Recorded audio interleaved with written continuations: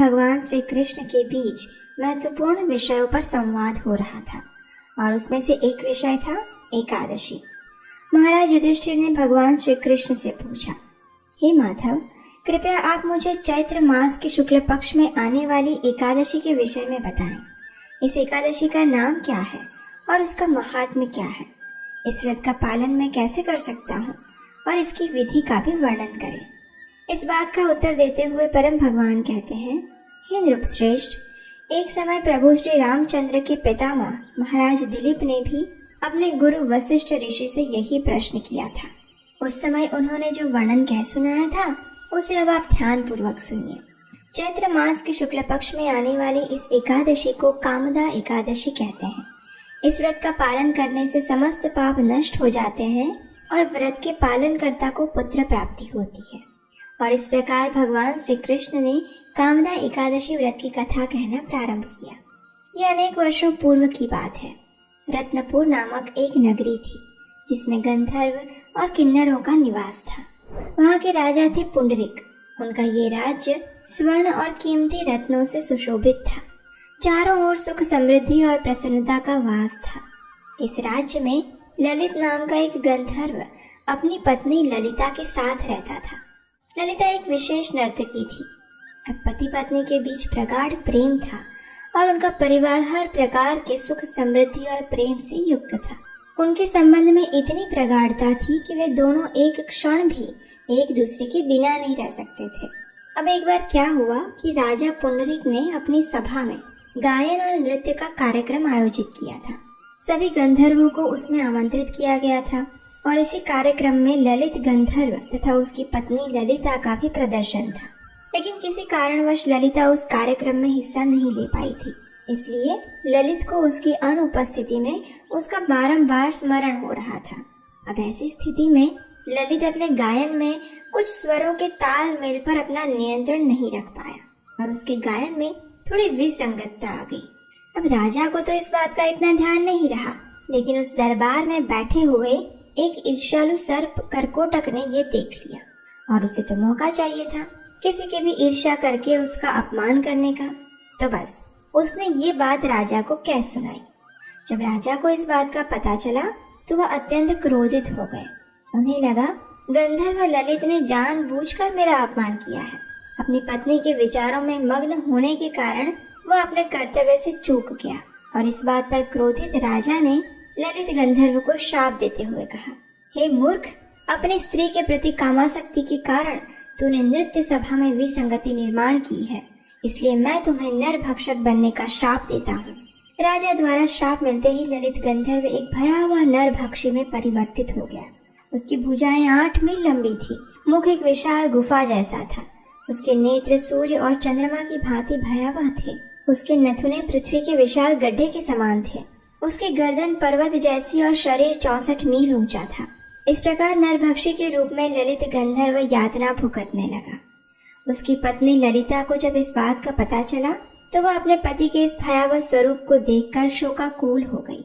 अपने पत्नीव्रता धर्म को निभाते हुए अब ललिता भी अपने पति के साथ जंगलों में भटकने लगी और अपने पति को इस शाप से कैसे मुक्ति दिलाई जाए उस विषय में सोचने लगी।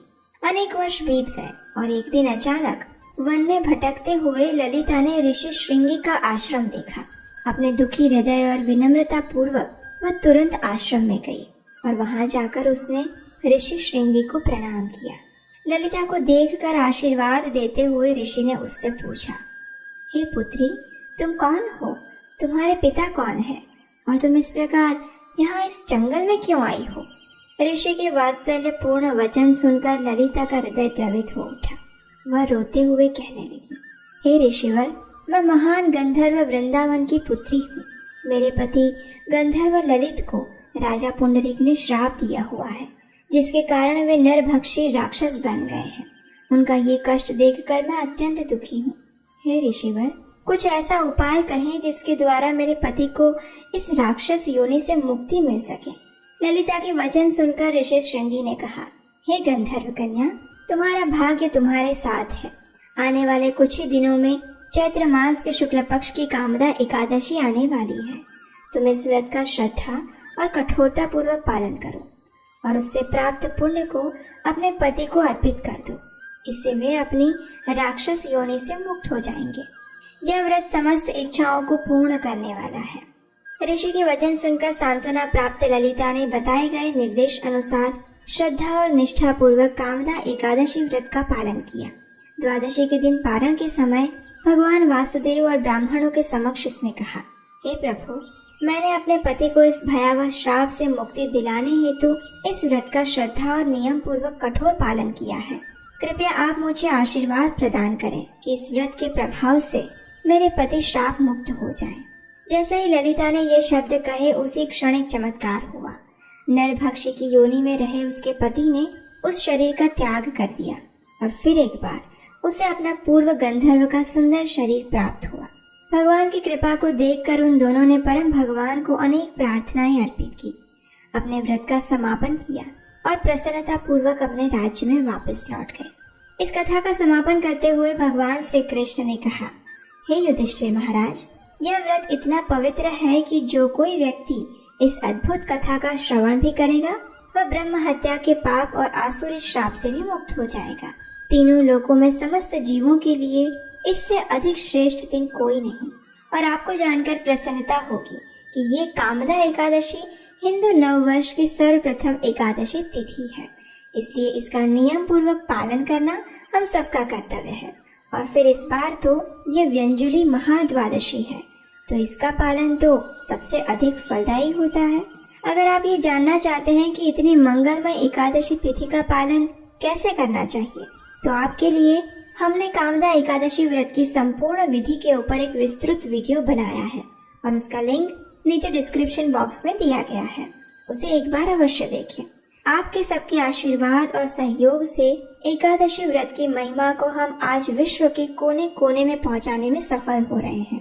आज भी हमें ऐसे अनेक लोगों के मैसेज मिलते हैं जिन्होंने इन एकादशी कथाओं को सुनकर एकादशी व्रत का पालन करना प्रारंभ किया है और इससे उन्हें अपने आध्यात्मिक जीवन में उन्नति का अनुभव भी हो रहा है। तो अगर आप भी इस अभियान में हमें सहयोग देना चाहते हैं तो स्क्रीन पर दिए गए नंबर पर अपना आर्थिक योगदान भेज सकते हैं। तो चलिए माधव प्रिया परम मंगलकारी कामदा एकादशी व्रत का श्रद्धा और नियम पूर्वक पालन करते हैं और अपने इस भौतिक बंधन से मुक्त होकर परम आध्यात्मिक गंतव्य प्राप्त करने के मार्ग पर अग्रसर होते हैं। हरे कृष्णा।